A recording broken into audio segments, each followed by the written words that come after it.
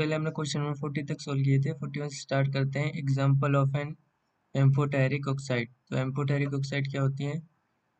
The oxide which have a tendency to react with both acid and base to form salt and water are known as amphoteric oxide. जो क्षार और अम्ल दोनों से react करके क्या बनाते हैं? कुछ साल्ट बनाती हैं और वाटर, उन्हें क्या कहते हैं? Amphoteric oxide. ठीक है, जिसे उदयधर्मी ऑक्साइड भी कहते हैं।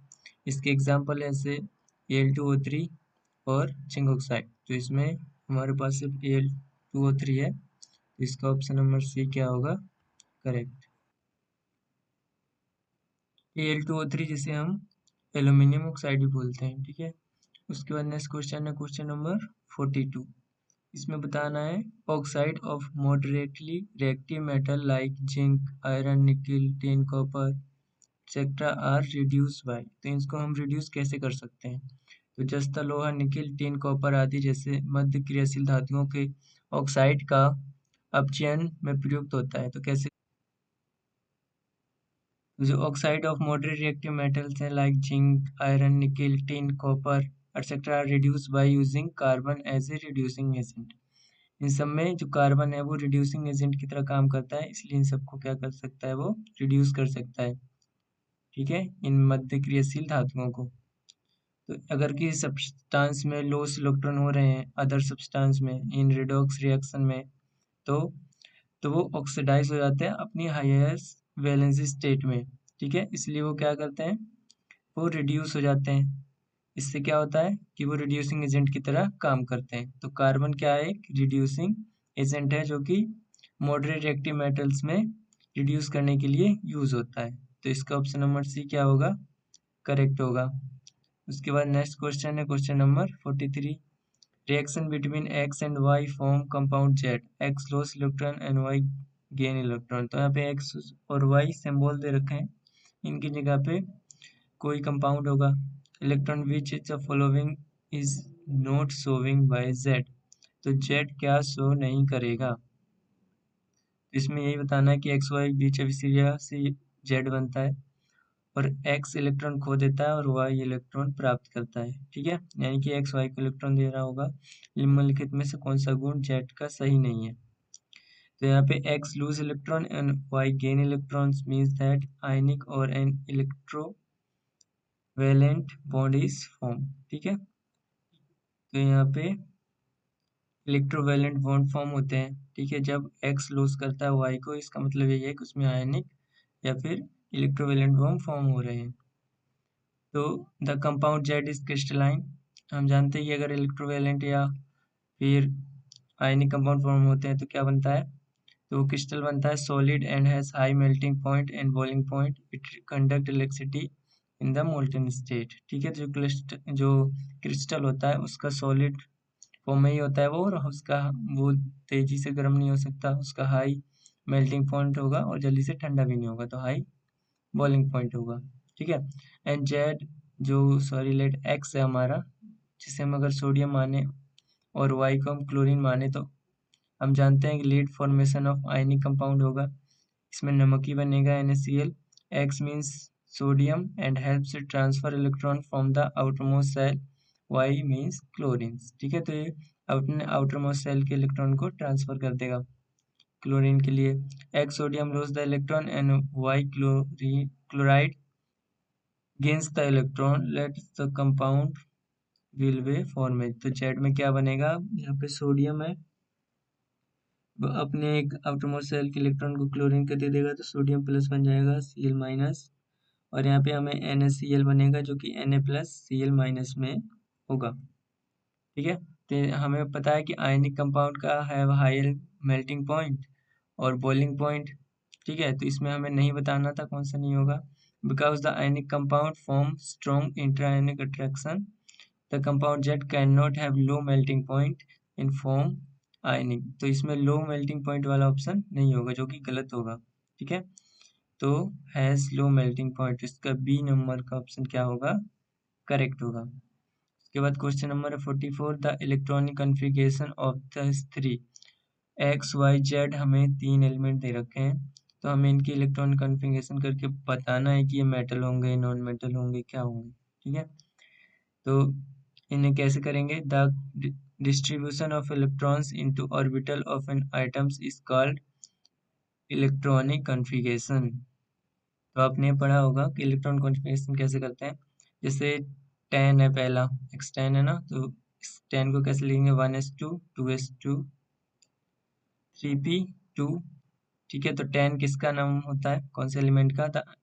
It is the electron configuration no neon, it is noble gas, it is a non metal. तो x यहाँ पे मेटल दे रखा है, x इज ए मेटल, तो इसका ऑप्शन नंबर ये तो गलत हो गया। इसके बाद चलते हैं नेक्स्ट है y में हमें 17 दे रखा है, तो इसका एटॉमिक नंबर 17 है, तो 1s2 2s2 3p2 3s2 3p5। तो 17 कौन सा होता है element? It is the electronic configuration of A chloride atoms which is non metal. तो y क्या है? एक नॉन मेटल है। उसके बाद z का देख लेते हैं, इसमें 12 है, तो 1s2 2s2 3p2 और 3s2 इसका इलेक्ट्रॉनिक कॉन्फ़िगरेशन हो गया। और it is the electronic configuration of alkaline earth metal of magnesium atom which is metal. ये क्या है? मेटल है। तो इसका ऑप्शन नंबर हमारे पास डी होगा कि y is a non metal. हमने अभी देखा y एक क्लोरीन है, तो वही नॉन मेटल है, and Z is a metal, तो मैग्नीशियम क्या होता है? मेटल। तो इसका ऑप्शन नंबर डी क्या होगा? करेक्ट। इसके बाद चलते हैं next question, question number 45। In diamond each carbon atom is bounded to 4 other carbon atom to form. जो हीरे में प्रत्येक कार्बन परमाणु 4 अन्य परमाणु से बंध बनाता है, तो वो कैसे बनता है, फॉर्म कैसे होता है? In the diamond each carbon atom bounded to 4 other carbon atoms to form rigid 3 dimension structure होता है। इसके स्ट्रक्चर का नाम है रिजिड 3 डायमेंशन स्ट्रक्चर। ठीक है, ये कैसे होता है? जैसे ये कार्बन ले लो, ये 4 से कनेक्टेड है, ऐसे ये वाला भी 4 से कनेक्टेड होगा, तो ये 3 डायमेंशन बनाता है। Option number B rigid 3 dimensional structure बनाता है। ओके, नेक्स्ट क्वेश्चन है question number 46। A soap molecule has, एक साबुन के अणु में होता है, तो उसके हेड और टेल में क्या होता है वो बताना है। ठीक है, ये साबुन का अणु है, सोप मॉलिक्यूल, इसके जो हेड है, सबसे पहले हेड देखते हैं, हाइड्रोफिलिक होता है इसके हेड में, और टेल में हाइड्रोफोबिक होता है। तो इसका ऑप्शन नंबर डी क्या होगा? करेक्ट, हाइड्रोफिलिक हेड में होगा और हाइड्रोफोबिक टेल में होगा। ओके, उसके बाद नेक्स्ट क्वेश्चन है क्वेश्चन नंबर 47।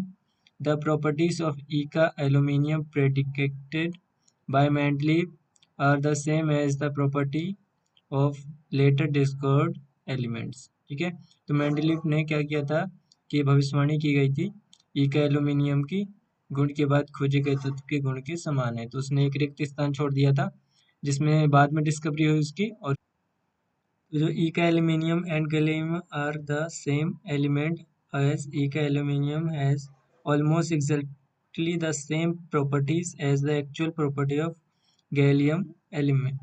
ठीक है, तो इसमें जो उसने पहले ही एक स्थान छोड़ के रखा था उसकी प्रॉपर्टी सेम थी जब गैलियम की डिस्कवरी हुई। ठीक है, the property like atomic mass, density, melting point, formula of chloride and formula of oxide are the almost the same predicted by Mendeleev। तो इसने पहले ही बता दिया था एलिमेंट की खोज होने से पहले। ठीक है, तो ये ऐसा होता है गैलियम अगर इसे हम अपने हाथ में रखेंगे तो मेल्ट हो जाएगा, इसका मेल्टिंग पॉइंट काफ़ी लो होता है।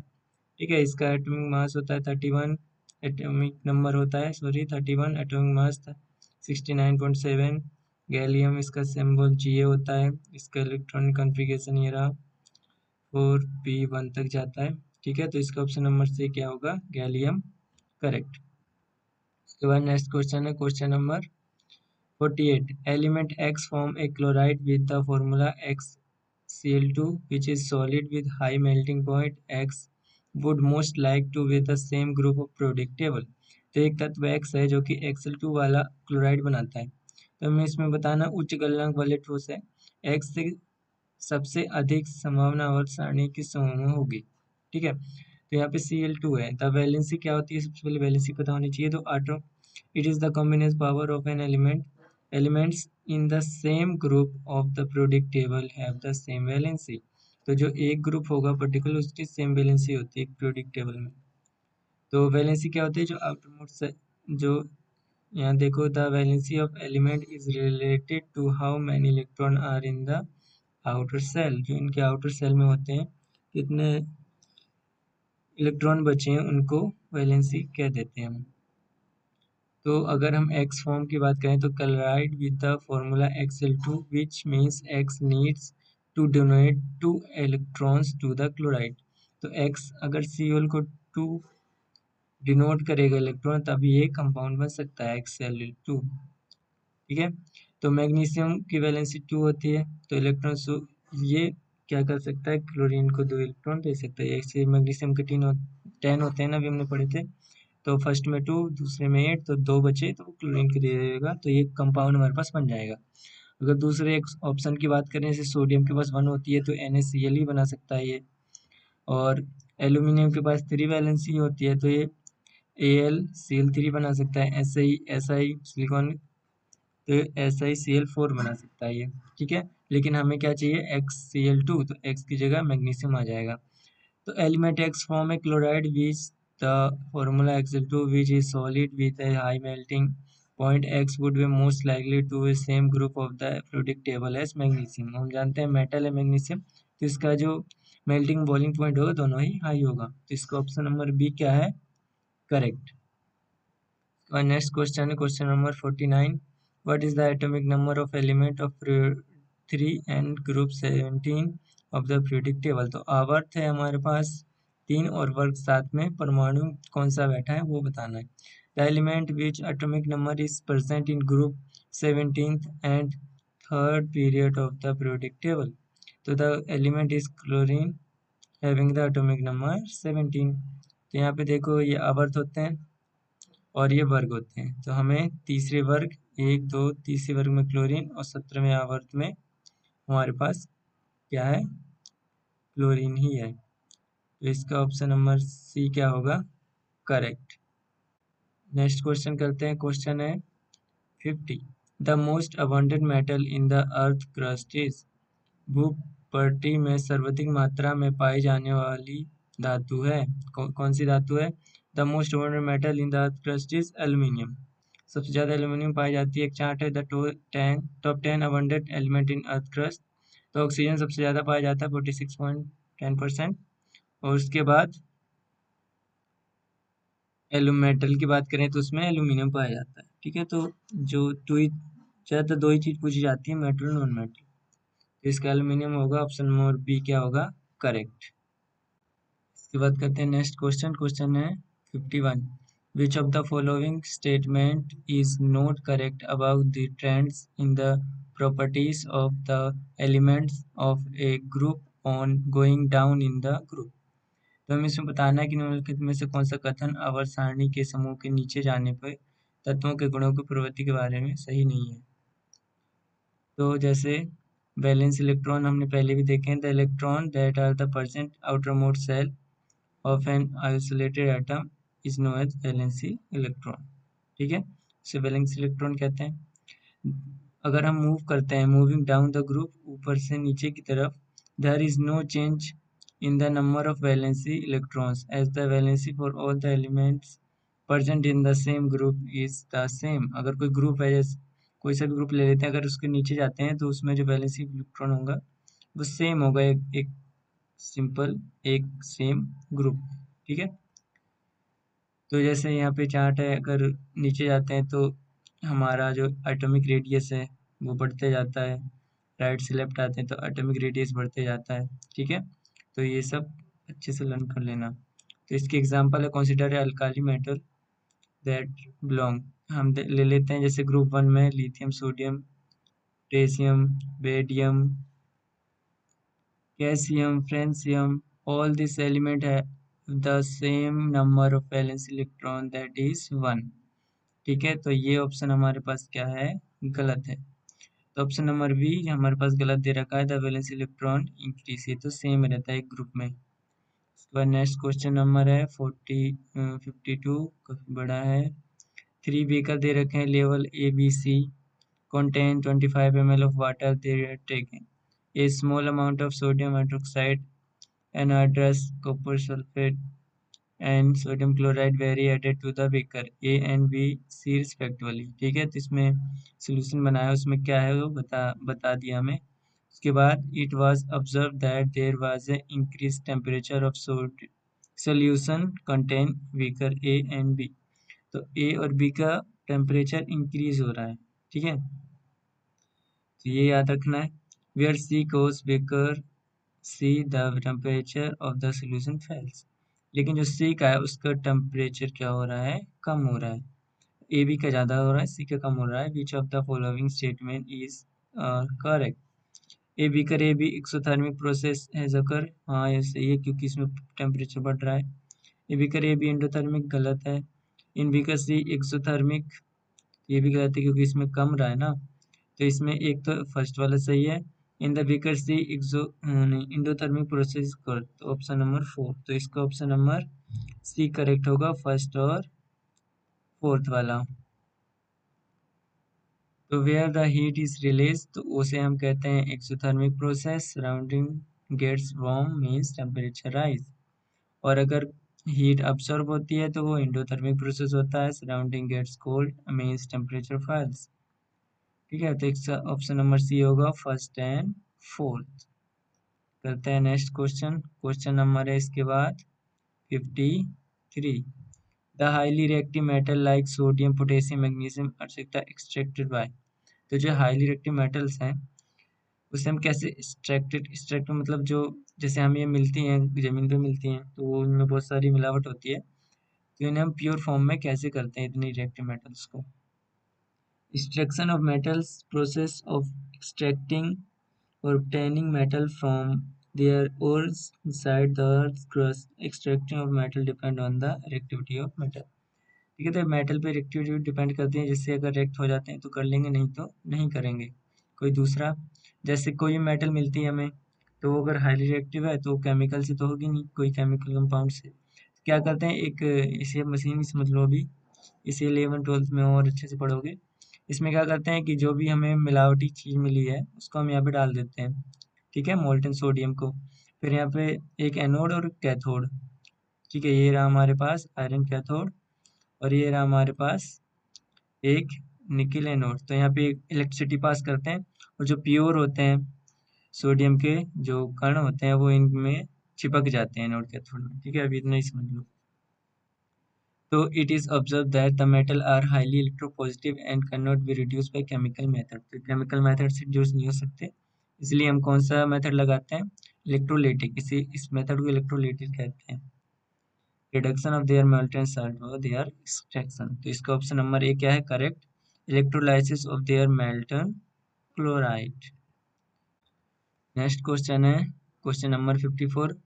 Galvanization is a method of protecting iron from rusting by coating with a layer of. तो बताना है कि जो ग्लावनीकरण है लोहे की जंग लगने से बचाने की एक विधि है जिससे लोहे पर डैश की परत लगाई जाती है. तो जो जंग होता है उससे बचाने के लिए किसकी परत लगाते हैं हम. Galvanization is the process of applying the protective zinc coating to steel और iron to prevent rusting. Rusting मतलब जंग को खराब ना हो. ठीक है, तो इसमें जिंक की परत लगाते हैं. इसका ऑप्शन नंबर सी क्या है, करेक्ट. और जैसे इसमें दिखा रखा है कि जैसे बाल्टी अल्टी होती है इनमें जंग जल्दी लगता है पानी से, तो क्या करते हैं इनमें हम ग्लेवलाइजेशन करते हैं जिससे इनमें परत लगाते हैं. Galvanization is the process of coating steel और आयरन विथ जिंक, जो कि हमें रस्ट ऑफ आयरन से बचाता है. ठीक है, galvanization protects the underlying metal but individually it will rust. इसका ऑप्शन नंबर सी क्या है, करेक्ट. करते हैं नेक्स्ट क्वेश्चन. क्वेश्चन नंबर है 55. Which of the following belong to a homologous series of alkynes. तीन होते हैं ना, अल्कान, अल्केन और alkynes. Homologous series in the series comprising of compound that share some chemical property function group.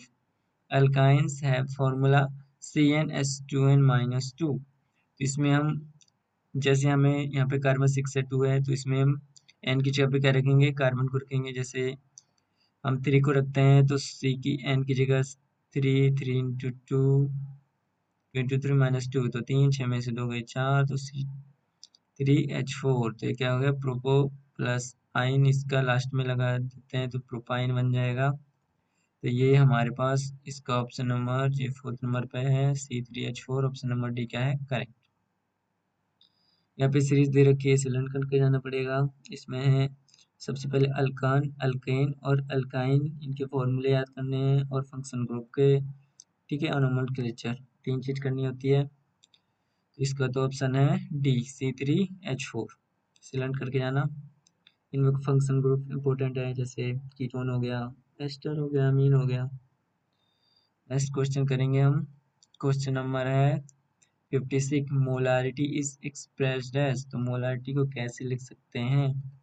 तो molarity क्या होती है, number moles of solute upon में वॉल्यूम ऑफ सोल्यूशन, ठीक है। एक सोल्यूशन में कितने मोल्स ऑफ सोल्यूट है, सोल्यूट छोटा होता है, सोल्यूशन बड़ा होता है, तो वॉल्यूम ऑफ सोल्यूशन। तो हम जो number of moles of solute को मोल्स में मांगते हैं और वॉल्यूम ऑफ सोल्यूशन को लीटर में, तो मोल्स पर लीटर इसका, लेकिन यहाँ पे एक लाइन में दे रखा है तो ऊपर जाके इन्वर्स हो जाएगा। तो molarity is express in mole litre inverse, तो इसका ऑप्शन नंबर बी क्या है करेक्ट। मोलारिटी होता है वो डिपेंड होता है टेम्परेचर पे, लेकिन but molarity does not depend upon temperature, तो ये क्वेश्चन हो सकता है। तो उसका ऑप्शन नंबर बी क्या है मोल लीटर इनवर्स। तो हम नेक्स्ट क्वेश्चन करेंगे, question number 57, the term standard solution is use for the solution, standard solution यानी मानक विलयन सब ऐसे विलयन के लिए उपयोग किया जाता है जिनकी standard solution is a solution which contain no concentration of substances, molarity, normality and strength of the solution should we know, ठीक है। तो ऐसे सोल्यूशन होते हैं जिनका हमें सब कुछ पता होता है कि उसमें साल्ट कितना है, ठीक है, और उसमें मोलारिटी कितनी है, उसमें मोल्स कितने हैं, तो उससे क्या कहते हैं हम स्टैंडर्ड सोल्यूशन। उसमें नॉर्मलिटी हमें पता होती है, मोलारिटी पता होती है, स्ट्रेंथ क्या है वो पता होती है, ठीक है। तो इसे हम क्या कह सकते हैं उपरोक्त सभी, ऑल ऑफ द वो, इसका ऑप्शन नंबर डी क्या है correct. Next question number 58, the one A group metal is a group are arranged in order, तो जो फर्स्ट ग्रुप होता है वो किस ऑर्डर में होता है, इससे पहले हमने क्वेश्चन किया था। तो सबसे पहले क्या आएगा, ये फर्स्ट ग्रुप है, सबसे पहले हाइड्रोजन नहीं लिया, तो लिथियम हो गया सबसे पहले, सोडियम, लिथियम सोडियम यानी कि Ac, फिर है पोटेशियम, तो इसका ऑप्शन नंबर सी क्या है correct, lithium sodium potassium rhodium calcium और फ्रेशियम, इसका ऑप्शन नंबर सी क्या है correct. Next question 59, the following reaction is example of which reaction, एक ऐसी रिएक्शन है जिसमें लाइट की प्रेजेंस में हमारे पास ये सब बन रहा है, ठीक है। This is the example of substitution reaction, hydrogen atom of alkane is replace by the halogen atom, तो एक सब्स्टिट्यूट का मतलब एक से छोड़ के दूसरे में जुड़ जाता है, तो इसे सब्स्टिट्यूट कहते हैं, ठीक है। तो इसमें हाइड्रोजन क्या है Cl के साथ जुड़ सब्स्टिट्यूट हो गया है, और Cl इस कंपाउंड के साथ C3H8 के साथ, तो ये कैसी रिएक्शन हो जाएगी सब्स्टिट्यूशन रिएक्शन, ठीक है। तो बी सब्स्टिट्यूशन रिएक्शन। इसके बाद करते हैं question number 60, which of the following asymmetric carbon atom, तो 2 होते हैं, एक होते हैं सिमेट्रिक, एक होते हैं एसिमेट्रिक। सिमेट्रिक होते हैं जिनमें कम से कम जो एक एलिमेंट या कुछ कंपाउंड है उसमें सेम होते हैं, कम से कम 2 तो सेम ग्रुप ऐड होते हैं या फिर एलिमेंट, लेकिन जो एसिमेट्रिक होता है उसमें चारों जितने भी इसमें बॉन्ड बनते हैं वो अलग अलग होते हैं, ठीक है। तो वो सिमेट्रिक एसिमेट्रिक हो गए। जैसे सी ऑप्शन लेते हैं, इसमें जो कार्बन है वो हाइड्रोजन से अटैच है, हाइड्रोजन तो ये तो सिमेट्रिक में आ गया। लेकिन अगर सेकंड वाले कार्बन की बात करें तो इसमें एक हाइड्रोजन है, ड्यूटेरियम है, क्लोरीन है, और एक पूरा का पुरुष CH3 मीथेन है हमारे पास, तो हम क्या कह सकते हैं कि जो ऑप्शन नंबर सी है वो सिमेट्रिक है। A carbon atom is asymmetric if it has 4 different chemical groups attached, तो इसका ऑप्शन नंबर सी क्या हो जाएगा करेक्ट। तो आज का हमारा काम होता है पूरा। अब हम नेक्स्ट वीडियो में करेंगे 61 to 80 यानी कि बायोलॉजी, ओके।